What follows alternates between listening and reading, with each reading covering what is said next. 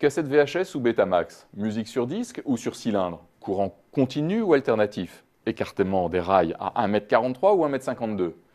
Chaque révolution technologique conduit à une guerre des formats qui retarde à chaque fois le développement des nouveaux marchés. Aujourd'hui, une nouvelle guerre a éclaté pour le contrôle des transactions de paiement sur Internet. La société Limonettic en est un observateur privilégié. Après avoir levé 9 millions d'euros, Limonettic réalise un chiffre d'affaires d'1 million d'euros qui a doublé en un an. J'accueille son fondateur Christophe Bourbier. Bonjour. Alors que se passe-t-il dans le secteur des transactions électroniques ? Dans le secteur des transactions électroniques, il y a une grande multiplication des moyens de paiement. On a connu très longtemps la carte bancaire.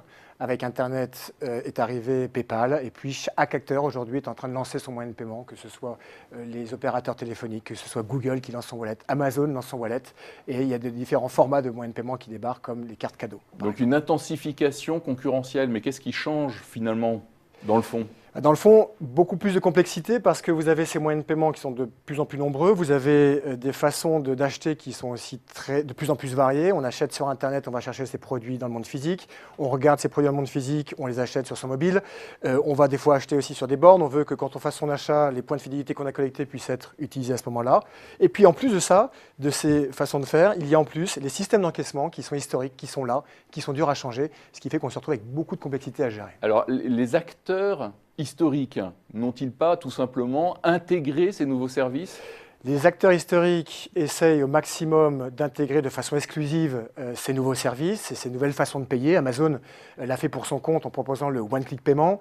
One-click paiement, c'est je fais un achat sur Amazon et je ne me rends même pas compte que je suis en train d'acheter quelque chose. Voilà. Et quelle est la riposte des Visa, des Mastercard face à ce type d'offre La même d'Amazon ? que tous les autres opérateurs que je citais tout à l'heure, eux aussi ont lancé des moyens de paiement digitaux qu'on va plutôt utiliser avec son wallet, avec son téléphone portable sur Internet ou dans le monde physique également.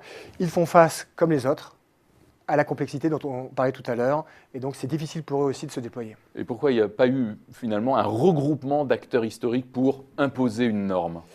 Il n'y en a pas eu parce qu'il y a beaucoup d'acteurs qui sont en train d'essayer de se battre pour avoir cette belle position qui est l'instant du paiement. Les opérateurs se disent qu'avec le téléphone, ils sont bien placés. Les historiques dont on vient de parler sont bien placés aussi.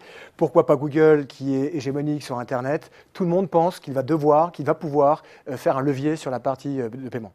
Donc tout pousse finalement à une guerre des formats.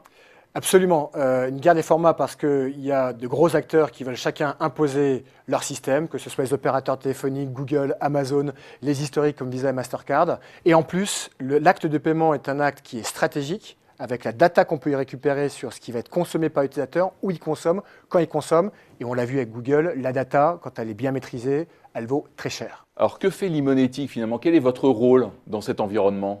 Nous, le rôle de Limonettic, c'est de pouvoir adapter des systèmes hétérogènes. Je vais comparer par exemple les moyens de paiement à une ampoule à vis et les distributeurs, les vendeurs, à des douilles à baïonnette. Bon, eh bien, on voit bien que l'ampoule va avoir du mal à être vissée sur cette douille. Nous, on va adapter, on va faire l'interface entre l'ampoule et la douille pour que tout ça puisse marcher très facilement. Mais à force d'empiler des adaptateurs, finalement, ça ne rend pas l'offre encore plus compliquée ? Alors nous, il faut absolument que cette offre reste le plus simple possible puisqu'on vend de la simplification et ça, on l'obtient grâce à des technologies comme le cloud.